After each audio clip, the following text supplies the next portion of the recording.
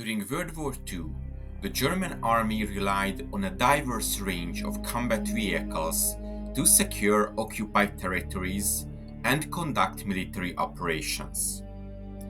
Among these formidable war machines was the behelfsmäßiger Panzerzug, or makeshift armored train 42, an armored train that played a significant role in protecting supply lines, countering partisan activity, and providing fire support on the Eastern Front.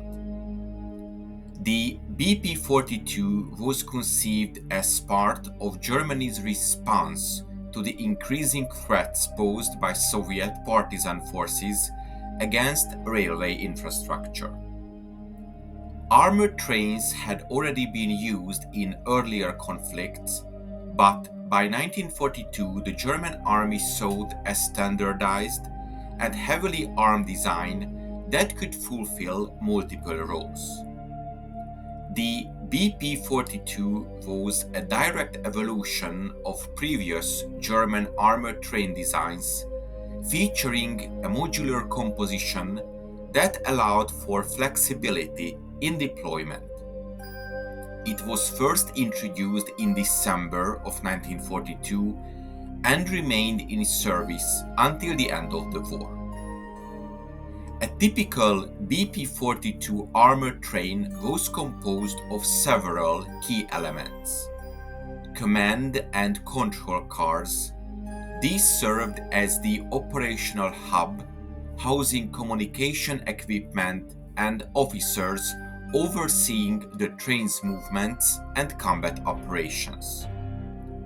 Artillery cars equipped with howitzers and field guns.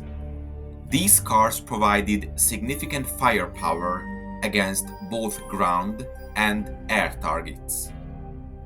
Anti-aircraft cars armed with 37mm and 20mm cannons or even 88mm guns. These cars defended the train against enemy aircraft. And infantry and machine gun cars. These sections housed MG-34 and MG-42 machine guns, along with troops who could engage enemy forces in close combat scenarios. The train's ability to deliver heavy firepower and rapid troop deployment made it an effective tool for suppressing partisan resistance and securing vulnerable railway corridors. However, as the Eastern Front continued to crumble in late 1943 and the German army retreated, the armored trains were increasingly involved in the fighting at the front. Previously responsible only for securing the lines and defending them against partisans, they were increasingly deployed in direct combat on the front lines. This revealed not only the inadequate armor, but also the armament was completely unsuitable for use against armored combat vehicles. However, the armor of the vehicles could not be reinforced, as this would have exceeded the weight of the vehicles. Attempts were made, however, to improve the armament of the armored trains.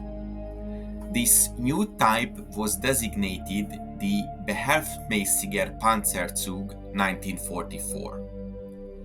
It was decided to remove the push-off vehicles from both ends of the train. These vehicles were considered dispensable as mines were no longer to be expected due to the increasing proximity of the German border. The push-off vehicles were replaced with the Panzerjägerwagen or tank destroyer car BP44, the new German armored rail vehicle that combined the firepower of a tank with the mobility of a train. This was a specialized armored rail car built to carry and deploy the Panzer IV Ausführung Age or Age version turret, which was armed with a 7.5 cm KWK L/48 cannon. Unlike standard rail-mounted artillery, this design allowed the turret to rotate 360 degrees, significantly enhancing the vehicle's combat versatility. The armored railcar itself was 24 tons and was encased in thick steel plating, providing protection against small arms fire and shrapnel. It had several distinctive features. A fully armored chassis, this provided enhanced durability and resistance to enemy fire. A dozer blade at the front, this was used for clearing obstacles on the railway tracks, and a small electric motor that enabled the vehicle to reposition itself for short distances, whether to create space for the tank or to recouple with the train. It is important to note that the Panzerjägerwagen was not a standalone vehicle, but was instead an integral part of the BP44 armored train formation. By incorporating the Panzer IV tank turret into the train, the BP44 gained a high-velocity anti-tank gun, increasing its ability to engage enemy armor and fortified positions. Love diving deeper into military history?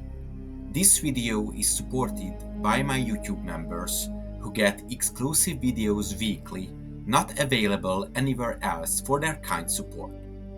You can join their ranks easily. Just hit the join button now to get the exclusive videos and much more. Thank you for supporting me. I couldn't be doing it without your help. If you want to know more about Germany's Panzer tactics, check out my ebook in the description.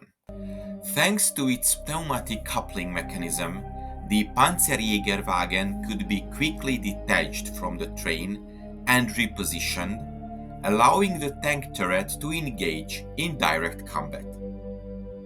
In some situations, the Panzerjägerwagen could act as an independent mobile defensive position, securing key railway junctions while the rest of the train maneuvered elsewhere.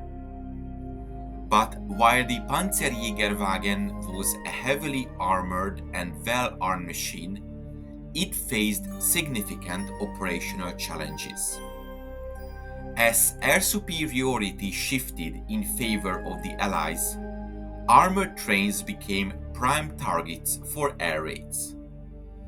Partisan forces in the Soviet Union and occupied territories frequently destroyed railway lines, making its movement very difficult.